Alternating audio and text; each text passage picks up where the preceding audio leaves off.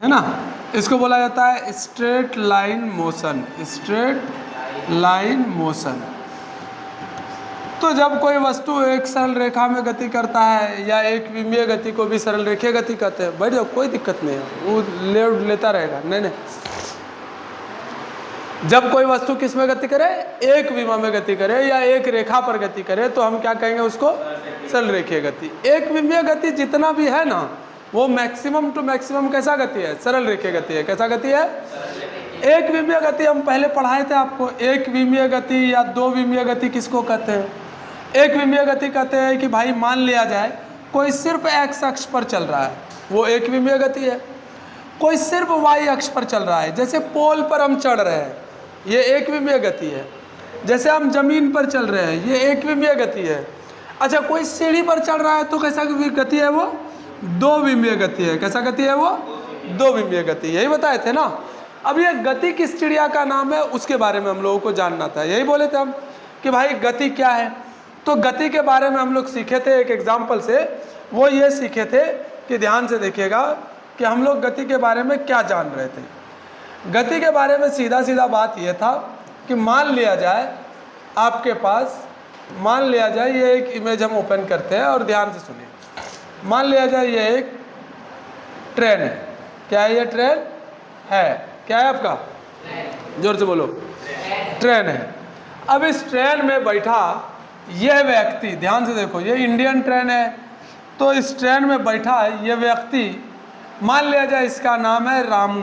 क्या नाम है भाई साहब, रामू। और इसका नाम है मान लिया जाए सोनू। क्या नाम है इसका, सोनू। और ये लड़का जो है आपका राहिल नाम है। क्या नाम है आपका, या इससे अच्छा नाम हम बता देते हैं, इसका नाम है अनुज, इसका नाम है बबलू और इसका नाम है चिंटू। ठीक है। हम गति, और ट्रेन पूरा स्पीड में चल रही है। किस में चल रही है ट्रेन, मान लिया जाए ट्रेन का स्पीड है 70 किलोमीटर प्रति घंटा। किस स्पीड से चल रहा है,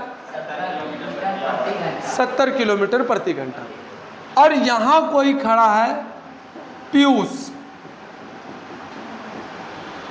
जो तुम हो, पीयूष खड़ा है यहाँ पर। पीयूष क्या देखता है, ट्रेन मेरे सामने से 70 किलोमीटर प्रति घंटा की चाल से आगे बढ़ रहा है। क्या हो रहा है, आगे बढ़ रहा है। तो पीयूष के लिए अनुज किस में हो जाएगा, क्या समझाए थे, पीयूष के लिए अनुज, पीयूष के लिए बबलू, पीयूष के लिए चिंटू। वर्ड सही से सुनिए, पीयूष के लिए, किसके लिए भाई साहब, अच्छा, यही अनुज इस चिंटू के लिए क्या कहलाएगा, यही अनुज उस चिंटू के लिए क्या कहलाने लगेगा, समय वही है, ट्रेन अभी भी गति में है, ट्रेन रुकी नहीं है, ट्रेन फुल रफ्तार में है।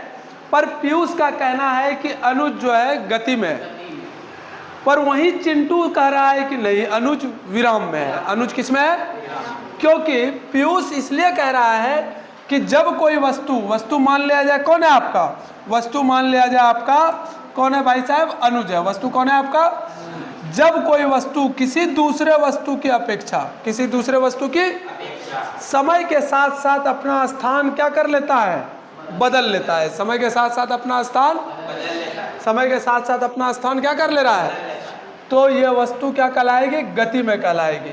चिंटू क्या देख रहा है, चिंटू देख रहा है कि 10 मिनट पहले भी ये मेरे बगल में थे, 10 मिनट बाद भी ये मेरे, 15 मिनट बाद भी ये मेरे, इसका मतलब ये गति में, इसका मतलब ये गति में, क्योंकि समय बदल रहा है पर इन दोनों के बीच की दूरी, समय बदल रहा है पर इन दोनों के बीच की दूरी नहीं बदल रहा है।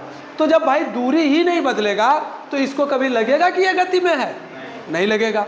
इसका मतलब गति और विराम का परिभाषा हमने आपको लिखाया कि जब कोई वस्तु समय के साथ साथ अपना स्थान क्या कर ले, बदल ले, तब वो क्या कहलाता है, गति कहलाता है। फिर से सुनिए क्या बोला मैंने, जब कोई वस्तु, जब कोई वस्तु, क्या बोला मैंने, जब कोई वस्तु किसी दूसरे वस्तु की अपेक्षा, किसकी अपेक्षा भाई साहब, यह बात बोलना बहुत जरूरी है, किसी दूसरे वस्तु बोलो या उसे दूसरा वस्तु बोलो या बिंदु बोलो, क्या बोलो भाई साहब, इस बिंदु को बोला जाता है रेफरेंस पॉइंट। क्या बोला जाता है? Reference point. क्या बोला जाता है? यानी इसकी तुलना में, पीयूष की तुलना में अनुज किस में है? गति में। किसी बिंदु की अपेक्षा, किसी बिंदु की अपेक्षा समय के साथ साथ, अपेक्षा समय के साथ साथ अपना क्या कर लेता हो? अपना स्थान क्या कर लेता हो? स्थान बदल लेता हो। स्थान बदल रहा है कि नहीं बदल रहा है? अनुज का बदल लेता है, इसे बदल लेता हो। गति, वस्तु गति में कहलाता है। वस्तु किस में कहलाता है? वस्तु गति में कहलाता है। किस में कहलाता है? गति में कहलाता है। बात समझ में आया? बोलो हाँ या ना। पक्का? यही बात जब कोई वस्तु किसी दूसरे वस्तु की अपेक्षा समय के साथ साथ अपना स्थान नहीं बदलता है, क्या करता है? तो वो वस्तु किस में कहलाता है? विराम में। अब देखो होता क्या है, जब ये ट्रेन बहुत फास्ट चल रही होगी, क्या चल रही होगी ट्रेन? जब ये ट्रेन बहुत फास्ट चल रहा है, मान लो 70 के स्पीड से ही चल रहा है, तो बाहर कोई अगर पेड़ पौधा होता है, बाहर कोई पेड़ पौधा होता है, तो इस आदमी को लगता है कि ये जो है बहुत तेज़ी से पीछे चला गया। क्योंकि जैसे हर इंसान अपने आप को, चाहे वो कितनों खराब रहे, नेचर वाइज कैसा भी रहे, पर वो अपने आप को क्या मानता है? शरीफ मानता है। क्या मानता है? निहायत शरीफ मानता है कि नहीं मानता है? वो अपने आप को क्या मानने लगता है? शरीफ मानने लगता है। जिस तरह हर इंसान अपने आप को शरीफ मानता है, उसी तरह हर वस्तु, फिजिक्स में हर वस्तु अपने आप को विराम में मानता है। किस में मानता है? किस में मानता है? चाहे आप कितना भी बुरा रहे। आप अपना बुराई कभी करते हैं? बोलते हैं अगर हम तो भाई साफ सुथरा है, लगता है कि नहीं लगता है? दुनिया आपको खराब दिखती है पर अपना खराबी नहीं दिखता है। दिखता है किसी को? उसी तरह इस वस्तु को लगता है कि हम विराम में हैं हमेशा। तो यह वस्तु अपने आप को अगर विराम में माना और ये पेड़ थोड़ा दूर जाने लगा, पेड़ क्या होने लगा? पेड़ इसको क्या लगने लगा? दूर जाने लगा। तो दूर जाने लगा तो पहले यह इधर इस वस्तु को देखता है, बबलू को देखता है, बबलू तो अभी भी मेरे पास में ही है। इधर सुनीता दीदी को देखता है, सुनीता दीदी भी मोबाइल से बातें कर रही है। समझ में आया? ये भी इसके बगल में ही है। और इसको भी देखता है, चिंटू को, चिंटू भी बगल में दिखता है। तो कौन दूर जाता हुआ दिखता है? उसको पेड़ दिखता है। तो फिर तुम्हारा दिमाग क्या कहता है कि पेड़ गति में है, लेकिन वास्तविकता में पेड़ गति में होता है। लेकिन यह मान इसलिए लेते हैं हमारा दिमाग क्योंकि पेड़ आपको अपने से दूर जाता हुआ दिखाई देता है, पड़ोसी आपका बगल में ही दिखाई देता है, इसलिए आप बोलते हैं अरे चला पेड़ चला गया।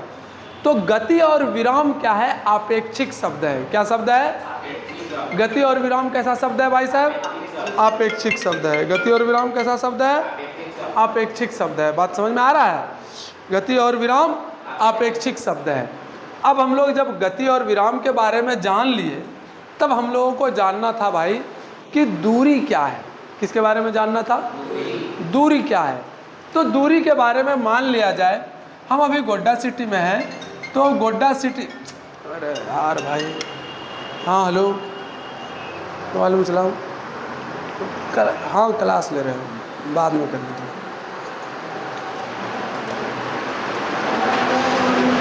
तो ये हम गोड्डा में हैं और गोड्डा से मान लिया जाए हरिपुर जाना है। कहाँ जाना है? हरिपुर जाना है। तो गोड्डा से हरिपुर जाने के कितने रोड है बताओ पहले, कैसे कैसे पहुंच सकते हैं भाई? कौन कौन सा? एक किधर से जाए? एक सिमरा तरी के तरफ से चले गए, ये लो सिमरा तरी, ठीक है। दूसरा भाई साहब एक है परसा के तरफ से, और कोई सा जानते हो? मैं बताऊं? एक चांदनी चौक, ऐसे +2 गोड्डा से होते हुए चांदनी चौक होते हुए चले गए, कोई दिक्कत है? ये चांदनी चौक से होते हुए चले गए। एक तुम्हारा एकदम हेलीकॉप्टर से सीधा सीधा चले गए, ठीक है। एक आप चले गए यहाँ से भाई पहले गांधीग्राम से होते हुए उधर से ऐसे ऐसे होते हुए ऐसे आए, बोलो हाँ या ना। तो हम ऐसा अगर देखें कि गोड्डा से हरिपुर अगर मुझे जाना है तो अनेकों रास्ते होंगे, जितना मन किया उतना रास्ता बना सकते हैं कि नहीं बना सकते हैं। और हर रास्ता से जाने पर आपको दूरी अलग अलग मिलेगा, बोलो हाँ कि ना। जिस रास्ते से तुम जाओगे दूरी बदल जाएगा, बदलेगा ना। तो हम तुमसे पूछ रहे हैं कि दूरी का परिभाषा क्या है, दूरी किसे कहते हैं, यानी डिस्टेंस किसे कहते हैं। ये बात हम आपसे पूछना चाह रहे हैं कि भाई दूरी क्या है, डिस्टेंस क्या है। तो हमने आपको पढ़ाया था कि कोई दो बिंदु, एक बिंदु तो गोड्डा हो गया और एक बिंदु क्या हो गया आपका, हरिपुर हो गया। कोई भी दो बिंदु, जब कोई भी दो बिंदु होगा, हम तुमको बोल रहे हैं कि इधर से जाओगे तो 40 किलोमीटर, ध्यान से सुनना, इधर से आपका 7 किलोमीटर, इधर से आपका 4 किलोमीटर, इधर से आपका 2 किलोमीटर, इधर से आपका 30 किलोमीटर। अब हम तुमसे पूछ रहे हैं कि गोड्डा से हरिपुर की दूरी बताएं हमें, क्या बताइएगा। कोई बोलेगा आंसर हमको 40, कोई बोलेगा आंसर हमको 7, कोई बोलेगा 4, कोई 2, कोई 30, कोई 25, जो मन में आया बोल सकता है, बोलेगा कि नहीं बोलेगा। और हमको मानना भी पड़ेगा। लेकिन अगर मैं बोलूं कि गोड्डा से सिमरा तरी होते हुए दूरी बताएं, तब सिमरा तरी होते हुए दूरी बताएं, तब 7 किलोमीटर। अब किसी का आंसर गलत होगा।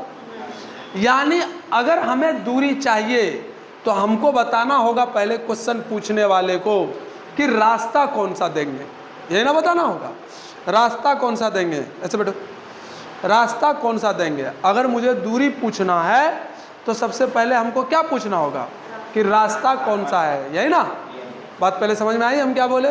अगर मुझे दूरी पता करना है तो हमको पहला चीज़ ये पता करना होगा कि रास्ता कौन सा है, बोलो हाँ या ना। अगर दूरी पता करना है तो हमको क्या पता करना होगा, रास्ता कौन सा है। दूरी पता करना है तो क्या पता करना होगा, रास्ता कौन सा है। यानी दूरी की परिभाषा हमने आपको लिखाया था कि भाई किसी दो बिंदु के बीच, क्या बोला मैंने, किसी दो बिंदु के बीच दिए गए रास्ते, कौन सा रास्ते, यानी क्वेश्चन पूछने वाला रास्ता देगा या नहीं देगा, अरे बोलो देगा ना। तो दिए गए रास्ते की लंबाई को क्या कहेंगे, अरे बोलो जोर से, दूरी। फिर से दूरी का परिभाषा बताइए। दो बिंदुओं के बीच, किसके बीच, किसके बीच भाई साहब, किसके बीच, दिए गए रास्ते के लिए। कैसा भूल जा रहा है 2 मिनट में। दो बिंदुओं के बीच दिए गए रास्ते की लंबाई को क्या कहेंगे, वेरी गुड। किसी दो बिंदु के बीच जो रास्ता दिया रहेगा उस रास्ता का जो लंबाई होगा वही दूरी कहलाएगा। क्या कहलाएगा, वही दूरी कहलाएगा। समझ में आ रहा है मेरी बात। चलिए लगे हाथ विस्थापन भी जानिए, तब उसमें अंतर भी जानेंगे, ठीक है।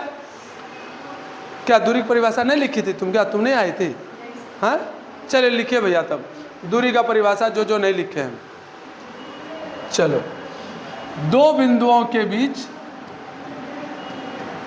दो बिंदुओं के बीच दिए गए रास्ते की लंबाई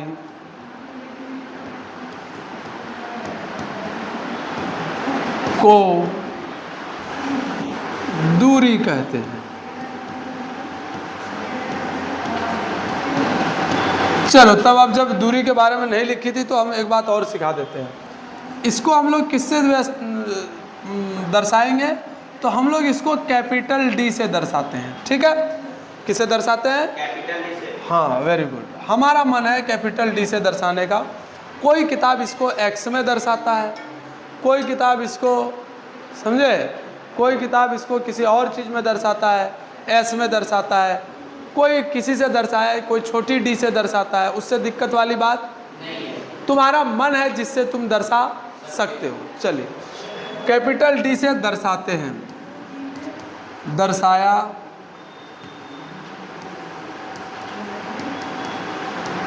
जाता है। अच्छा, इसका एसआई मात्रक क्या होगा भाई? एसआई मात्रक के बारे में बताओ मुझे। अरे इसका एसआई मात्रक क्या होगा? बोलो। इसका एसआई मात्रक मीटर है। अच्छा, एम मतलब मीटर, एम मतलब क्या होता है? अच्छा, इसका सीजीएस मात्रक क्या होता है? सीजीएस मात्रक समझाए थे ना किसको कहते हैं? अरे बोलो ना यार, तुम लोग एकदम शांत हो जाते हो। सीजीएस मात्रक किसको कहते हैं? पढ़ाए हैं ना सीजीएस कि नहीं पढ़ाए हैं? सेंटीमीटर, ग्राम, सेकेंड, याद आ रहा है कि नहीं आ रहा? हाँ, तो इसको किस में नापेंगे? सेंटीमीटर में। किस में नापेंगे? हाँ, सेंटीमीटर को सीएम बोला जाता है। क्या बोला जाता है? क्या बोला जाता है? हाँ, तो दोनों छोटी रहना चाहिए, बड़ी नहीं रहना चाहिए। छोटी सी छोटी एम, छोटी सी हाँ, वो सेंटीमीटर होता है। अच्छा, इसका विमा सूत्र क्या होगा भाई? विमा सूत्र बताओ, पढ़ाए है ना विमा सूत्र? अरे बोलो। हाँ, तो विमा सूत्र बताओ क्या होगा? भूल गए क्या? एम, एल और टी लिखना है। क्या एम का नाम आता है इसमें कहीं पर? अरे एम का नाम आता है कहीं पर? चलिए, एल का नाम आता है कहीं पर? कितनी बार? एक बार। समय का नाम आता है कहीं पर? तो क्या लिखेंगे? बात खत्म। यही तो याद रखना था। अच्छा, दूरी कभी भी ऋणात्मक हो सकता है क्या? अरे दो बिंदु के बीच दूरी ऋणात्मक हो सकता है। इसका मान हमेशा 0 से बड़ा होगा। अगर विराम स्थिति में है तो 0 हो सकता है, यही ना? लेकिन ऋणात्मक, हाँ, तो ये बात याद रखिएगा कि दूरी का मान हमेशा क्या होगा? 0 से बड़ा होगा। कभी कभी लोग पूछ देते हैं इनकेस, तो इनकेस में आप याद रखें दूरी बड़ा और बराबर हो सकता है 0 के, लेकिन दूरी का मान कभी भी छोटा नहीं हो सकता है 0 से। किससे नहीं हो सकता है? 0 से छोटा नहीं हो सकता है। या कहें आप दूरी धनात्मक होता है। दूरी क्या होता है? धनात्मक हो सकता है, शून्य हो सकता है, और कभी भी ऋणात्मक नहीं हो सकता। ऋणात्मक नहीं हो सकता। बात समझ में आया? अरे बोलो हाँ या ना। ठीक है, दूरी कैसी राशि है भाई, आप बताइए। दूरी सदिश राशि है कि अदिश राशि? बोलो जोर से। दूरी सदिश राशि है नहीं, क्योंकि दूरी में दिशा फिक्स रहता है, नहीं रहता है? गधा, क्या पढ़ते हो तुम लोग जाके जी? हैं? लिखाए हैं, पढ़ाए हैं, इतना समझाया। अगर आज हम रिवीजन नहीं कर रहे होते तो गए काम से। अभी कल भी बताया है ना दूरी कैसी राशि है, जब चाल पढ़ा रहे थे। बताओ फिर, दूरी को दिशा की जरूरत है? कोई फिक्स दिशा है उसमें? तो दूरी कैसी राशि है? अदिश। अ मतलब नहीं होता है, दिश मतलब दिशा, जिसको दिशा की जरूरत, और सदिश, जिसको दिशा की जरूरत होती है। बात समझ में आ रहा है?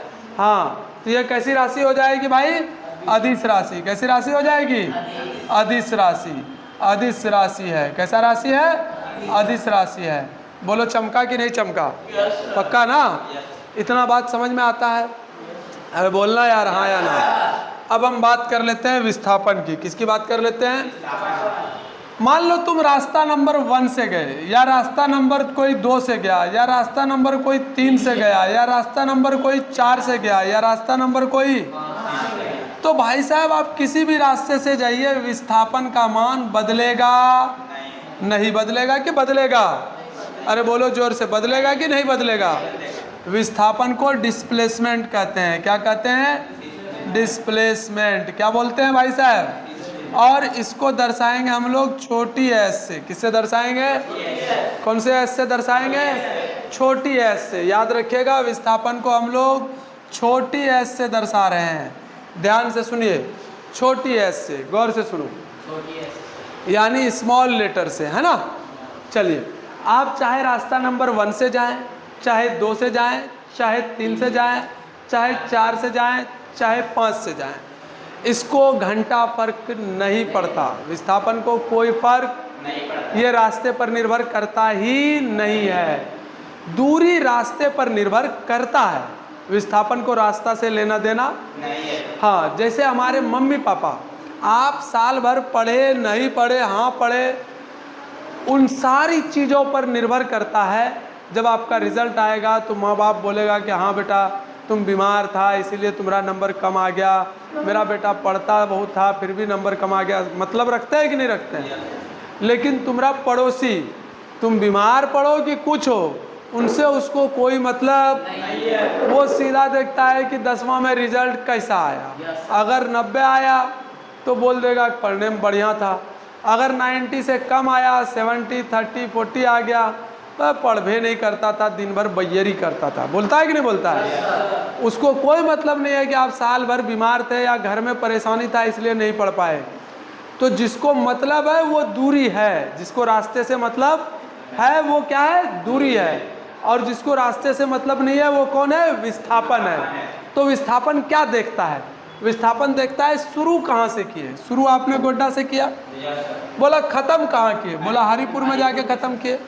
तो वो ना इन दोनों बिंदुओं के बीच एक सरल रेखा खींच लेगा। कैसी रेखा खींच लेगा, जरा सा भी टेढ़ा नहीं, पूरा सीधा, यानी एक दिशा में। जरा सा भी दिशा बदलेगा नहीं। दूरी में बार बार दिशा बदल सकता है, दूरी में बार बार दिशा बदल सकता है, पर विस्थापन में दिशा बदलने से उसको कोई लेना देना नहीं। विस्थापन का परिभाषा ही है मेरे भाई कि प्रारंभिक बिंदु और अंतिम बिंदु। कैसा बिंदु बोला मैंने, क्या बोला मैंने, प्रारंभिक बिंदु और अंतिम बिंदु। प्रारंभिक बिंदु और अंतिम बिंदु, प्रारंभिक बिंदु और अंतिम बिंदु के मध्य, मतलब मध्य मतलब बीच में, सरल रेखीय दूरी को, कैसा दूरी को, या बोल सकते हैं सरल रेखीय लंबाई को। कैसा बोल सकते हैं, क्या कहते हैं, विस्थापन कहते हैं। क्या कहते हैं, क्या कहते हैं, विस्थापन कहते हैं। तो एक बात बताओ, अगर कोई आदमी इस रास्ते से गया है तो भी विस्थापन उसका कितना होगा, 2 किलोमीटर। कोई आदमी इस रास्ते से गया है तो भी विस्थापन कितना होगा, 2 किलोमीटर। कोई आदमी इस रास्ते से गया है तो भी विस्थापन कितना होगा, 2 किलोमीटर। कोई आदमी इस रास्ते से गया है तो भी विस्थापन कितना होगा। भाई उसको रास्ता से मतलब ही नहीं है, तुम किधर से गए कोई मतलब नहीं। वो सीधा बोल रहा है मुझे प्रारंभिक बिंदु बताओ, मुझे अंतिम बिंदु बताओ। तो तुम बोले भाई कि हम गोड्डा से चलना शुरू किए, ऐसे ऐसे ऐसे ऐसे करते हुए हरिपुर आ गए। तो वो बोला फाइनल पहुँचे कहाँ, तो हम बोले हरिपुर।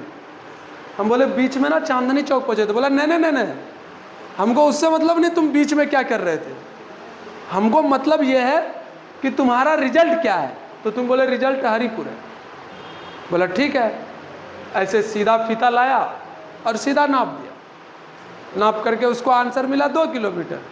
बोला विस्थापन आपका कितना है, लेकिन दूरी की जब बात होगी तो 30 किलोमीटर बोलेगा। दूरी रास्ते पर निर्भर, विस्थापन को रास्ता से लेना देना।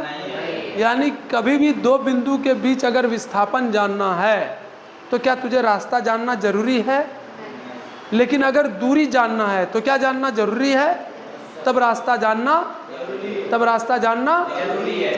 पर विस्थापन के लिए रास्ता जानने की जरूरत नहीं है, पर दूरी के लिए रास्ता जानने की जरूरत है। बात समझ में आया, बोलो चमका कि नहीं चमका, आया ना, पक्की बात।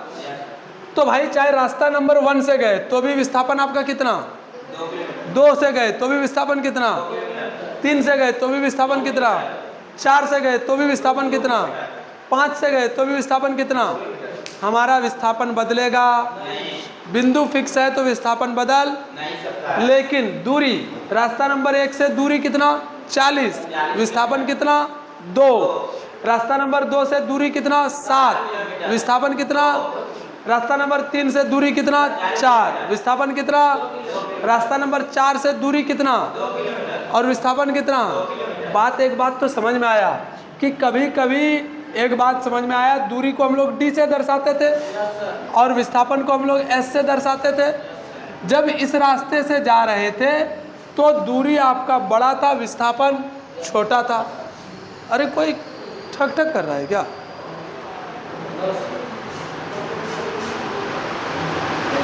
क्या चल रहा है।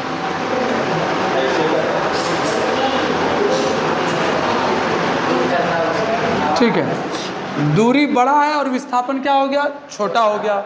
लेकिन जब रास्ता नंबर 4 पर पहुंचे तो दूरी आपका क्या हो गया, बराबर हो गया विस्थापन के, पर छोटा नहीं हो रहा है ना, पर छोटा नहीं हो रहा है, पर छोटा नहीं हो रहा है। हर केस में एक बात तो समझ में आ गया कि दूरी का मान बड़ा भी हो सकता है विस्थापन से और बराबर भी हो सकता है, पर छोटा नहीं हो सकता है, पर छोटा बात समझ में आया क्या बोल रहे हैं? किसी भी दो बिंदु के बीच दूरी का मान विस्थापन से बड़ा हो सकता है। कोई दो बिंदु हो, उससे कोई मतलब नहीं है।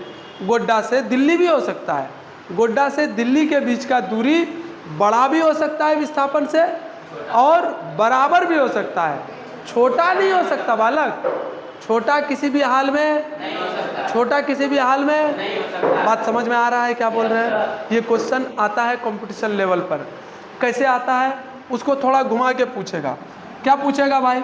वो बोलेगा कि मान लिया जाए डी आपका दूरी है और मान लिया जाए एस आपका विस्थापन है, बता दिए हम।